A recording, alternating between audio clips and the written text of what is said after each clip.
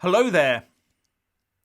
While we've all been locked down, the government has been busily preparing for our green new normal when we start to leave lockdown.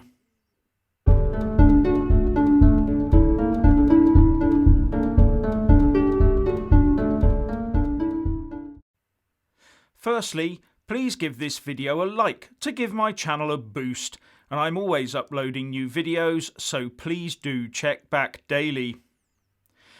Thinking about those car, bus, taxi and tube journeys into work after the lockdown ends? Well, think again, because the government is expecting you to social distance, walk and cycle, and is making the required preparations for it. Yesterday, the government issued statutory guidance on reallocating road space for cyclists and pedestrians. And it starts off with a foreword by the Secretary of State for Transport, Shapps, saying that the invisible enemy has had a terrible impact on the lives and health of many UK citizens, as well as severe economic consequences, but it has also resulted in cleaner air and quieter streets, transforming the environment in many of our towns and cities. And millions of people have discovered or rediscovered cycling and walking. In some places there's been a 70% rise in the number of people on bikes for exercise or for safe, socially distanced travel. When the country gets back to work, we need them to carry on cycling and to be joined by millions more. With public transport capacity reduced, the roads in our largest cities in particular may not be able to cope without it. We also know that in the new world, pedestrians will need more space. And it gives this a bit of impetus by saying that there is significant evidence showing that fitness aids recovery against the invisible enemy. And this is something we will all get to hear more of, and it's called active travel.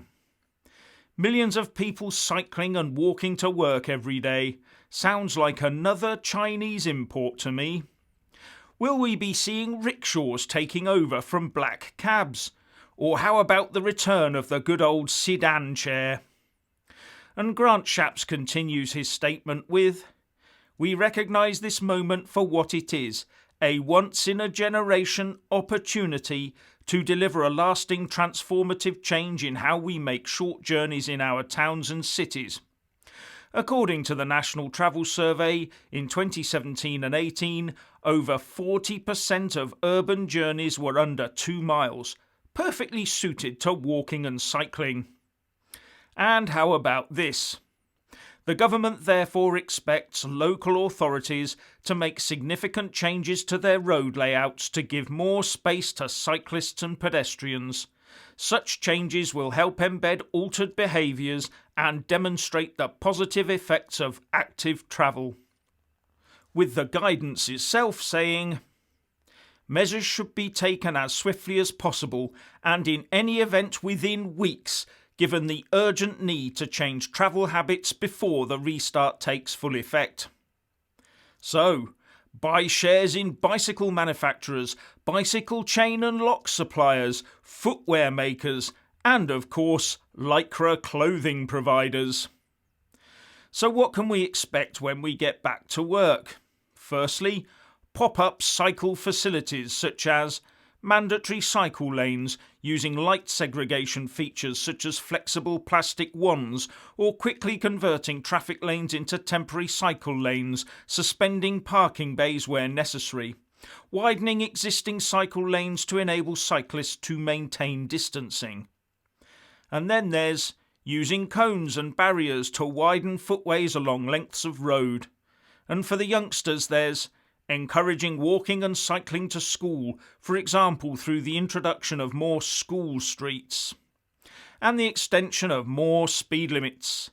Reducing speed limits, 20 mph speed limits are being more widely adopted as an appropriate speed limit for residential roads. The introduction of pedestrian and cycle zones, restricting access for motor vehicles at certain times, or at all times, to specific streets. And how about this one? Modal filters, also known as filtered permeability, closing roads to motor traffic, for example by using planters or large barriers.